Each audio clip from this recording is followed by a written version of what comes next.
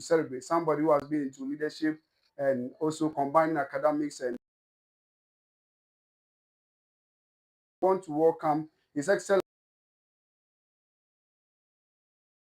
of Amstead Mampong Campus. We want to congratulate you on your, so we celebrate you on that. Congratulations once again. Thank you very much. So today our topic that we want to narrow down is combining academics with student leadership roles. So first of all, who is Bright Ohene Nyarko, if I may ask? Thank you very much once again. Before we start, let me greet our listeners. So I want to say good evening to everyone that is watching us, especially to my pastor, the man of God, Pastor Francis Ansari, my mother, Queen Ansari Global, and the Kingdom Civilization Embassy, that family. They are the family that has made me who I am today. Wow. And greetings to my biological parents and Nyarko as an alumni of Amstead, entered and a student that read agribusiness management and entrepreneurship education. Good. So thank you very much. That was a brief introduction about yourself. So first of all, you are a student leader. So I want to know what actually inspired you to venture into student leadership. All we know is that when you come to the university, the main focus is to study your books and graduate with a better class. That is what we are being inspired of. But actually, what really inspired you to venture into student leadership, and how were you able to manage it with your academic endeavors? In 2022, when I was coming to the university, my pastor had started an outreach Okay. where he was into speaking to student leaders around the region. So Sure. in as much as I'm coming to study, I should make friends. And one thing about making friends and mastering human relationship is you get to listen to them, you get to know their problems.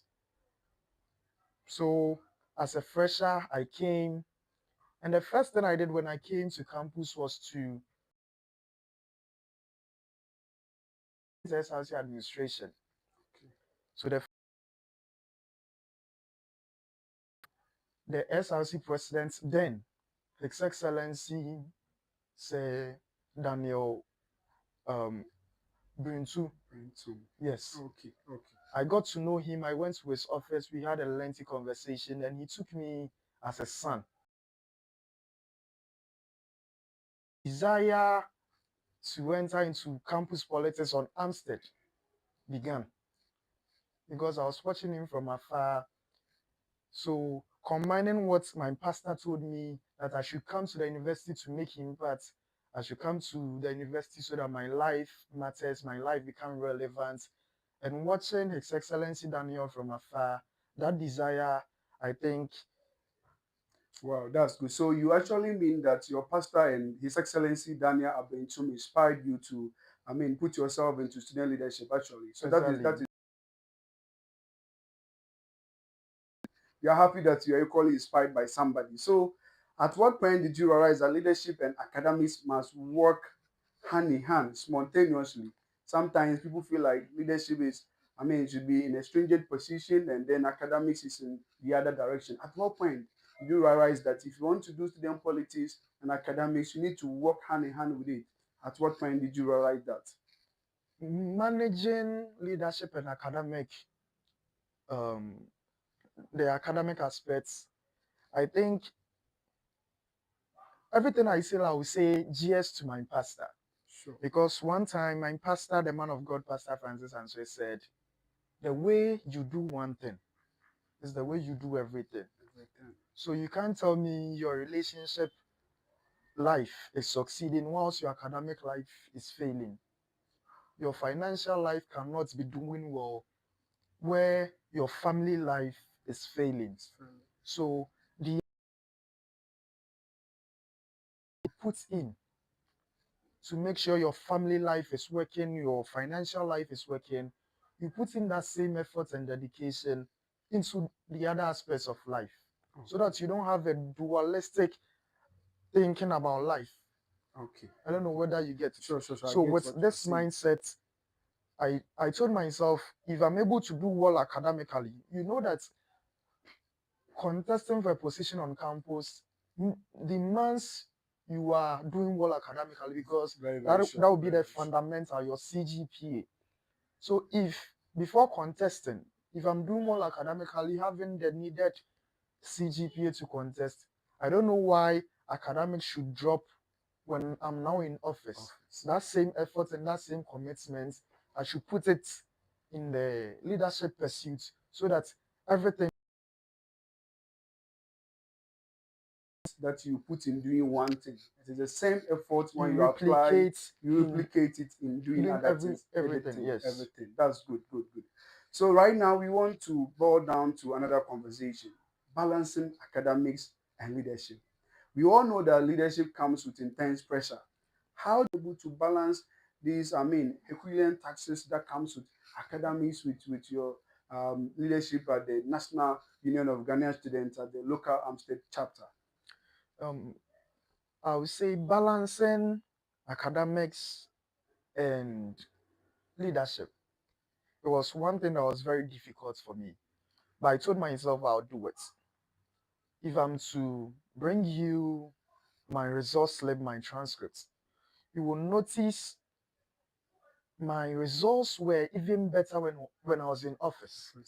Yes, because I decided and I told myself I'm not going to fail academically because of this.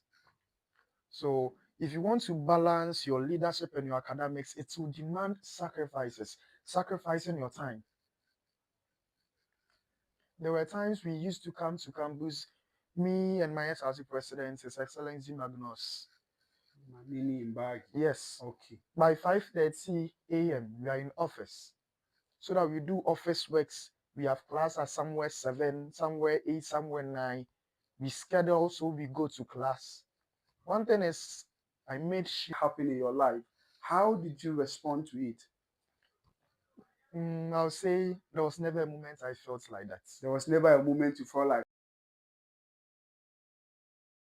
leadership and concentrate on the academics. That is why I'm here. You've never felt like that. No, no, no, no, You've no. never felt overwhelmed with, I mean, activities at the local nooks. Wow. Then your story is incredible. I must say your I say story is this because incredible. my pastor told me, don't feel academically because of leadership. So, having this in mind, I had no other option than to be committed to the books as I'm committed to the office. Wow. Then that's good of you. That's good of you. So I am sure that most of our listeners, especially up and coming student leaders, they wouldn't take student leadership as an excuse to say that, oh, I'm into student leadership, for that matter I wouldn't perform well. So that is great, and I think they'll learn from that. So what personal systems or habits helped you to stay academically focused despite a busy leadership schedule? The personal things I was doing is fear of failure. Fear of failure. Yes. Yesterday, I got to realize something during the graduation. Anybody that comes to me will tell you when we got the book, the year group, what we did was we were looking for the names of the student The leaders and what student they did. leaders. So, me from 2023, when we were actively engaged in student politics, that fear of failure. So, when all is said and done and I'm done with the university, what will be said that you gave your all in this leadership pursuit, but you failed academically. Academically. Failing academically to me, Wow, wow, that's good too. That really ignited the passion in you that made you to give your best in exactly. your academics. That is good. So I think, like I said, our viewers are going to be inspired by your story. And And they, from where I come from to, sorry for interrupting, from where sure, I come from to, from church, you can't fail academically, okay, because okay. pastor would day your top. Wow, wow, Yes. Once you are succeeding in business, so to the people that do business in church, once you are succeeding in business, it means you have to be committed in succeeding in academics if you are a student. wow, wow, wow. So I had no room for failure. in my academic pursuits. Okay, good, good. His Excellency, thank you very much. I think your answers, your responses are very accurate and inspiring. So we will at what was the most challenging academic sacrifice you think you have ever made as a student leader, and was it worth it? At a point, you made certain sacrifices because you are a student leader. The question then is, you made that sacrifices. Maybe the students actually did not even see it, and sometimes they don't even appreciate it. Was it worth it? Well, I'll say it was worth it. We sacrificed a lot. I used to sacrifice most of my lecture time. You see, I was part of some of the SRC committees by reason of constitutional responsibilities and duties. Responsibilities. So as a local news president, I was part of the SRC Financial Committee. I was part of the SRC Executive Committee. And later at the end of the tenure of office, local assembly trusted me to be part of the SRC Vetting Committee. So I remember during the vetting committee, we will do vetting overnight, enter the day, we make some of the lectures, we make some of the presentations.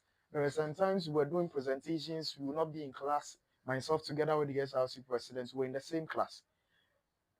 There are sometimes we'll be doing some good presentation, we will not be there. People will stand in for us, but you get to realize even after people standing in for you, telling lecturers you have to respond to students' matters, and still now they'll give you a lower mark. Oh, I told myself getting a low continuous assessment does not mean I should not get the A I deserve. sure, sure. So I make sure I give my best during the end of SEM to make up the losses I made during the continuous assessments. Wow, wow, good, So good. you sacrifice your sleep, you sacrifice your time. Those that know me very well will attest to